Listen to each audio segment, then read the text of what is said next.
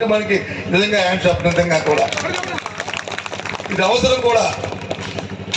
ఇది అవసరం కూడా ఎందుకంటే ఉంటాం ఎప్పుడో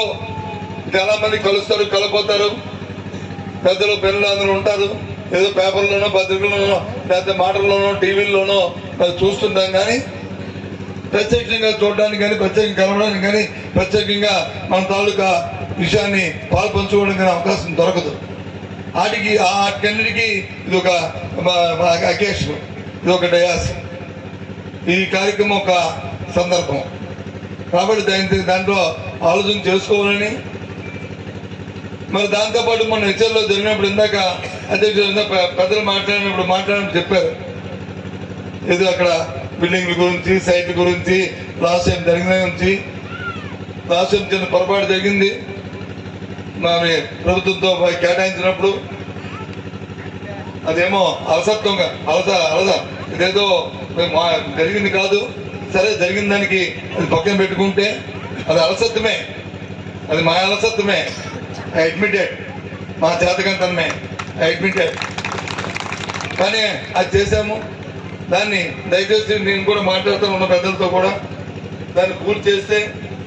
చక్కని ఒక అవకాశాన్ని వస్తే ఒక కలయికి ఒక కేంద్రం వస్తుంది మా శ్రీకాంత్ తర్వాత వస్తాడు ఏంట్రా ఇది అలసత్వం నా మన కులంలో ఉన్న ఆడపిల్లవని లేకపోతే మగవాళ్ళవని అండి ఎవరైనా సరే వాళ్ళని మనం తక్కువ చేయకుండా మనం వాళ్ళకి ఏ విధంగా ప్రోత్సహిస్తాం అన్నది మనం ముందుకు వెళ్తే తప్పకుండా ఒక మంచి కమ్యూనిటీలో మనం పుట్టినందుకు గర్విస్తాం. అయితే ఒక అక్కగా అమ్మగా చెల్లిగా మీ తోబుట్టువుగా మీ అందరికి ఒకటే మనవించుకుంటున్నా నేను మీకు అన్ని విధాలుగా ప్రభుత్వం నుంచి వచ్చిన ప్రతి సహకారం నా వైపు నుంచి 200% నేను ఇస్తాను. నాతో చేయించుకోండి, గట్టిగా గొడవపడి మరీ చేయించుకోండి. ఇదైతే నేను సభాముఖంగా మొన్న హెచ్ఎంలో మీటింగ్లో కూడా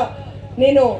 ప్రతి ఒక్కరికి పెద్దలకి ఇక్కడ ఎదురుగా ఉన్న మన డోలు జగన్ గారికి అందరికీ నేను ప్రత్యేకించి చెప్పాను. అలానే ఇక్కడ మా సుడా చైర్మన్ రవి గారు ఉన్నారు, పెద్దలు జిల్లా అధ్యక్షులు చంద్రమోహన్ గారు ఉన్నారు, ఇంకా పెద్దలు